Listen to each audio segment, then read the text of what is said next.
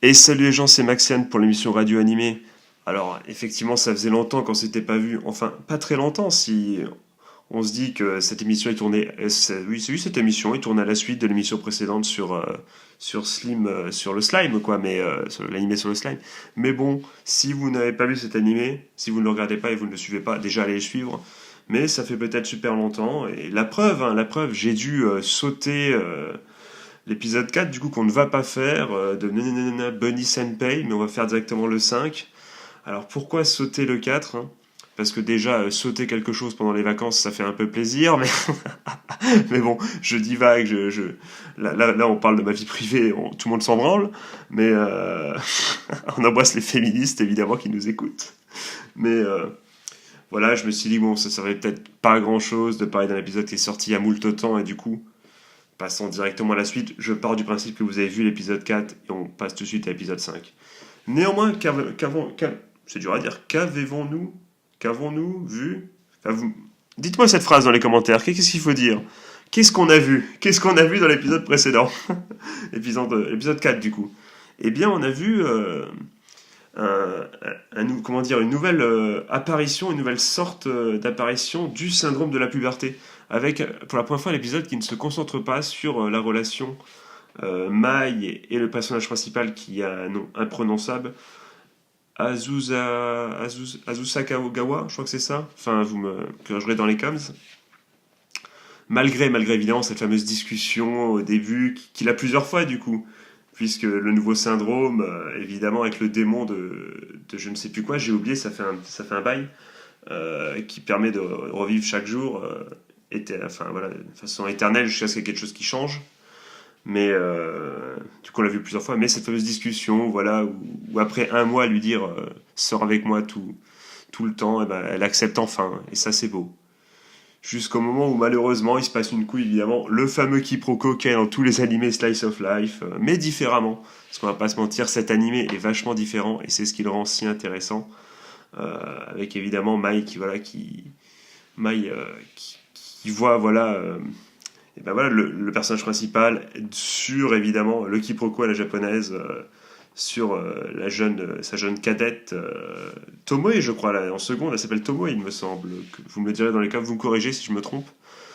Et voilà, et ça crée le quiproquo, mais ce qui permet également de ce quiproquo de faire en sorte que le mec qui était sur Tomoe et qui rendait, voilà, qui était la cause finalement de ce phénomène du renouvellement de journée, pardon, excusez-moi, je tousse, bah lui aussi, du coup, il se dit ah merde, il malentendu, du coup, il est plus, enfin, voilà, ça a permis de passer un jour, mais néanmoins, eh ben, Tomoe qui a réfléchi, s'est dit que bon, pour que ça continue de cette façon, il faudrait que le personnage principal et elle, du coup, fassent semblant d'être d'être en couple, pour que voilà, jusqu'à la fin du premier trimestre, jusqu'aux vacances, quoi, et c'est ce qui avait été dit, et du coup, on est en droit de surtout parce que bon, surtout à la fin, parce qu'évidemment Mai arrive et Sun lui dit mais pourquoi tu t'es pas expliqué, pourquoi t'es pas vu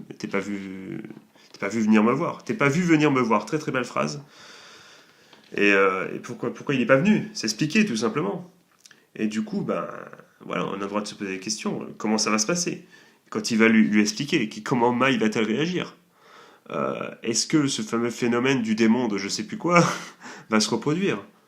Euh, pourquoi il y a que le héros principal, encore une fois, qui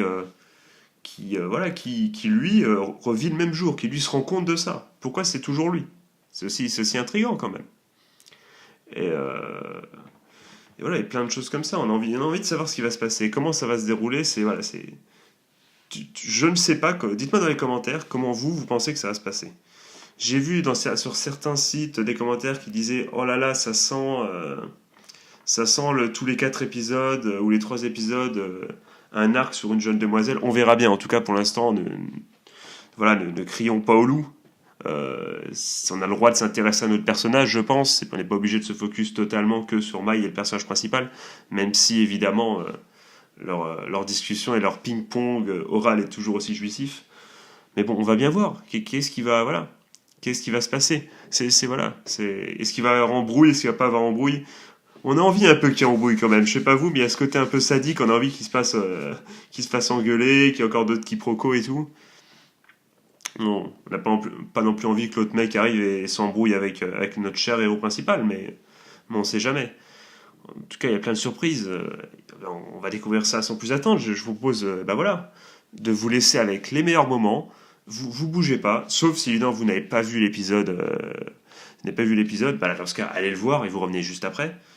Et du coup, là, il va y avoir une coupure. Les meilleurs moments de mon écoute de cet épisode, de mon visionnage même, puisque bon, vous entendez le son, mais je regarde avec les images, rassurez-vous. Et du coup, on se retrouve juste après pour débriefer ensemble de l'épisode combien déjà? De l'épisode 5, et putain, le temps passe vite, de l'épisode 5, de Nananana, Bunny Girl Senpai. A tout de suite, les amis.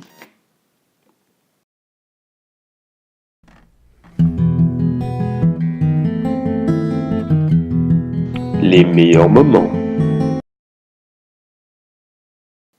Putain, mais quel homme!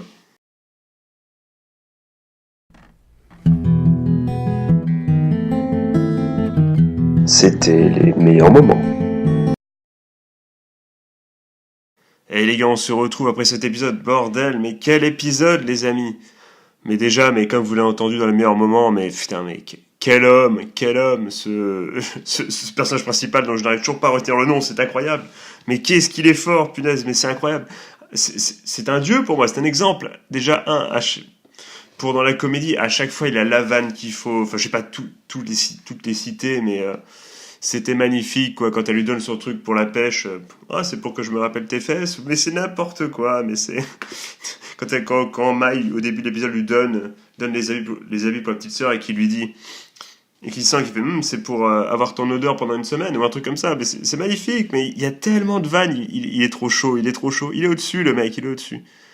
Voilà, mais niveau comédie, il est monstrueux. Puis pas que pour ça, bon, on va y revenir, mais.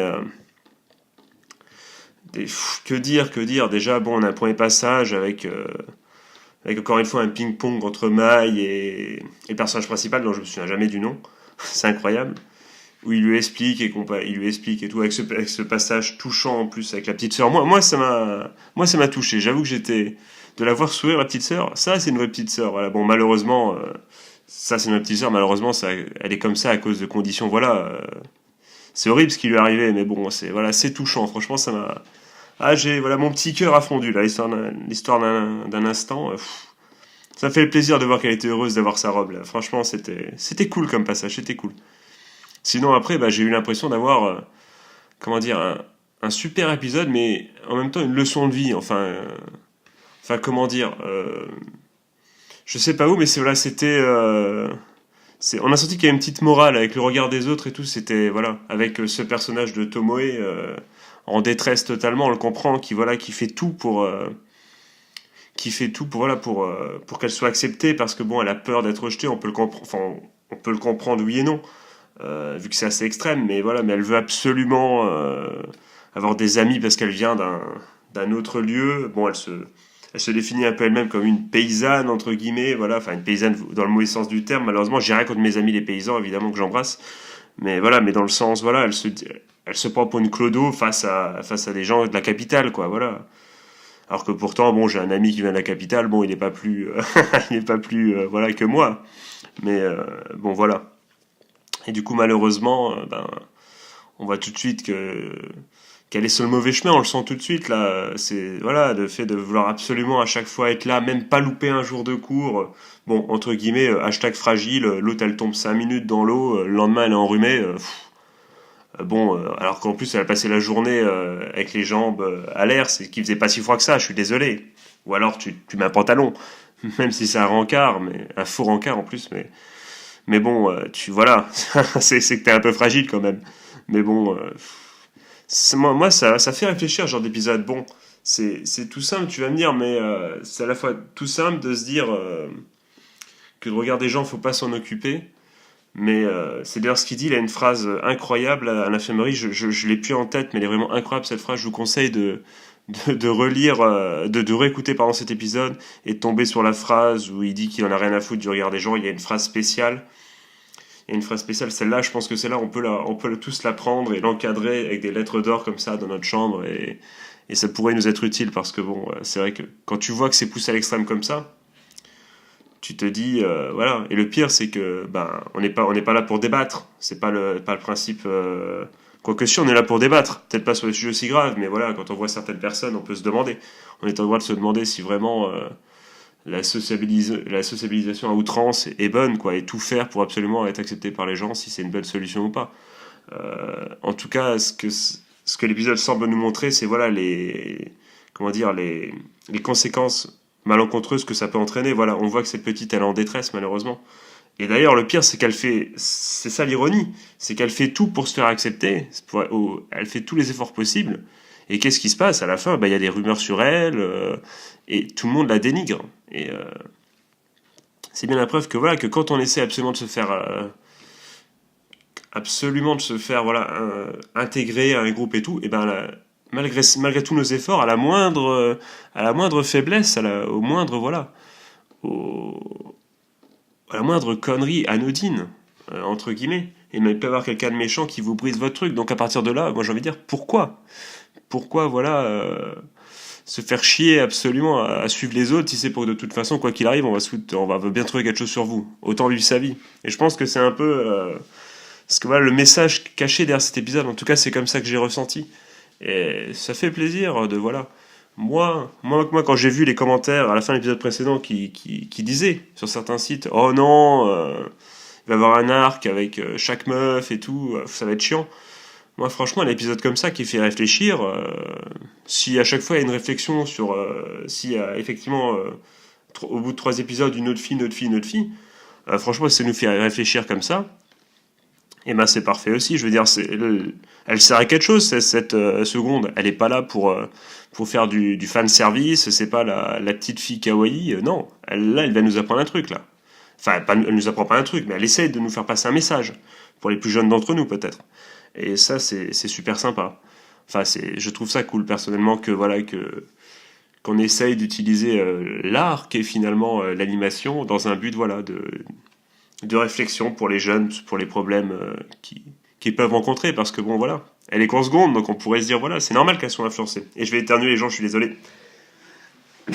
Pardon. Winter is coming, les gars. Je vais pas la couper au montage pour vous profiter bien du bruit. Et donc, voilà. Tout simplement, j'ai envie de dire. Faut s'en foutre du regard des gens, les mecs. Enfin, on dit ça, mais c'est tellement facile à dire et c'est difficile à faire, je sais, voilà. Enfin, moi, de toute façon, bon. Vous savez quoi, dans les coms, dites-moi ce que vous avez pensé de l'épisode. Dites-moi si ce genre